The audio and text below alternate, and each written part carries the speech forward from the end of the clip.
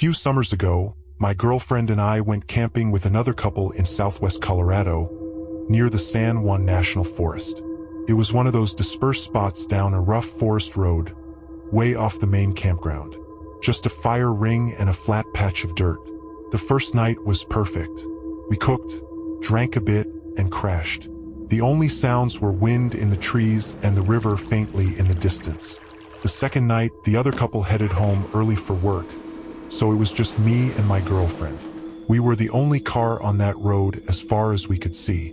Sometime after midnight, I woke up to a soft, lazy whistling. It was the kind of tune someone does without thinking. Just a few notes repeated over and over, drifting through the trees. First, I thought I was dreaming, but my girlfriend shifted next to me. She squeezed my arm and whispered, "Do you hear that?" The second we moved, the whistling stopped dead, like someone let go of a pause button. I told myself it was another camper we hadn't noticed, but I couldn't see any glow from other fires. No other cars. Nothing. And that sound had been way too close.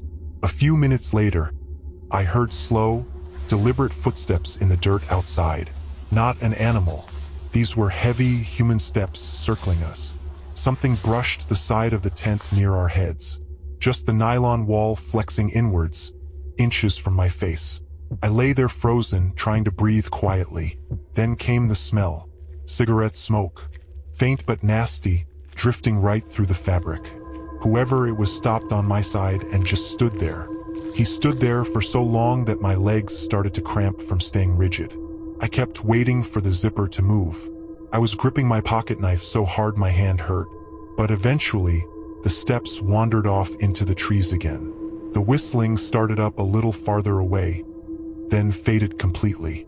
We didn't sleep after that. As soon as the sun came up, we unzipped the door. There were boot prints all around our site.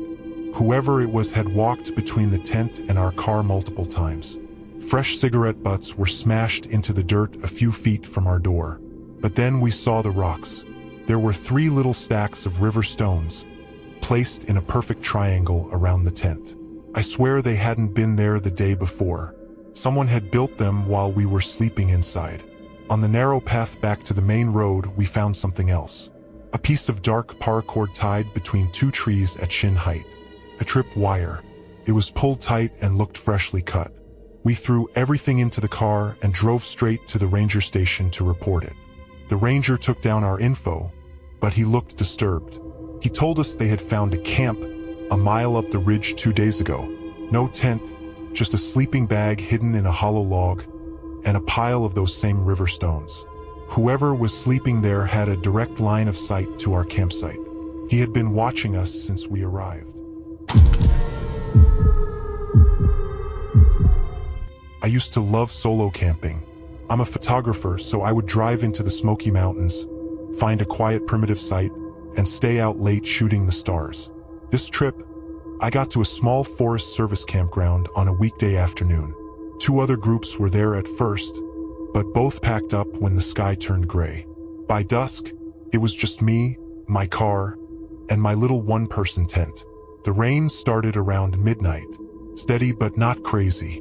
I was half asleep, listening to the rain hit the rainfly, when I heard a car pull into the campground. Headlights swept across my tent walls, then shut off. I figured it was just someone arriving late. No big deal. A door slammed. Then I heard footsteps on wet gravel. Crunch, crunch, crunch. They were slow, pausing every few seconds like the person was scanning the area. The steps left the gravel and started on the soft ground. Coming straight to my sight, I could see a shadow through the tent wall, just a darker shape standing in the gray light. The person stopped inches from my feet. I could hear heavy breathing over the sound of the rain. Then, very slowly, I heard a sound that made my blood run cold. Zip. The sound of my tent zipper moving from the bottom corner. It was quiet, but I looked down and saw the metal slider easing upward on its own. A dirty hand was trying to slip through the gap. Instinct took over. I slammed my foot into that corner of the tent as hard as I could and screamed, "I'm armed! Get back!" Then I grabbed my car keys and hit the panic button. The horn started blasting, honk, honk, honk, and the headlights flashed, lighting up the trees. Whoever was there bolted. I heard them crashing through the brush. A second later, a car engine roared to life and tore out of the campground, tires spinning on the wet gravel. I sat there shaking, clutching a tripod like a bat, listening to the alarm echo until it timed out. When the sun finally came up, I forced myself to look. The zipper on that corner was halfway open. Right outside, in the mud, were heavy boot prints facing the tent. And next to them, half buried in the wet leaves, was a large kitchen knife. It was old, with a taped-up handle, pointed right toward where my legs had been. I didn't touch it. I took a photo of it with my phone, packed my gear in record time, and drove straight to the police. They took the knife as evidence, but the officer was honest with me. He said, "You're lucky you had that alarm. This isn't a camper's knife. This is a weapon." I used to feel safe in a campground because it felt official, controlled.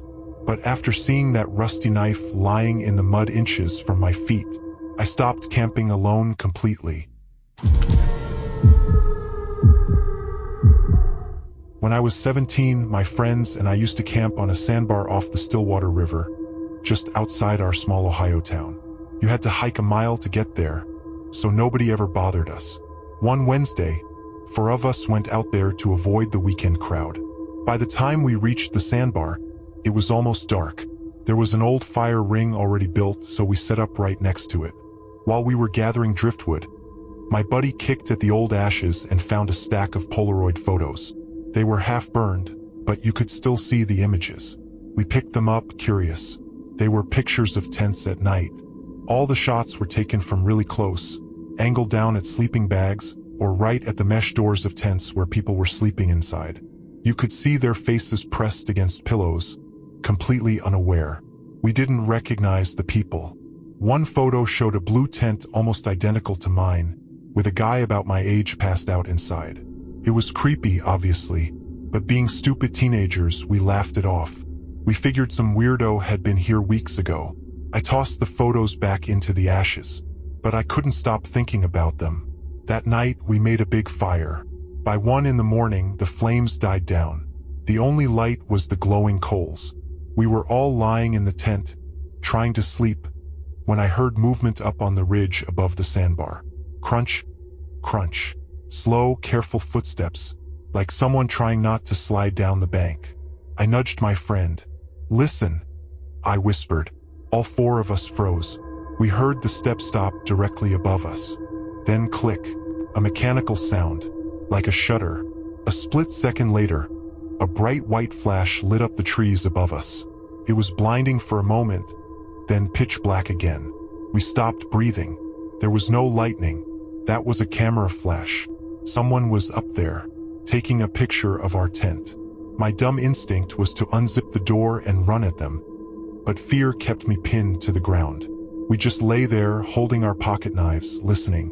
The footsteps paced back and forth on the ridge for what felt like an hour. Then, finally, they faded back into the deep woods.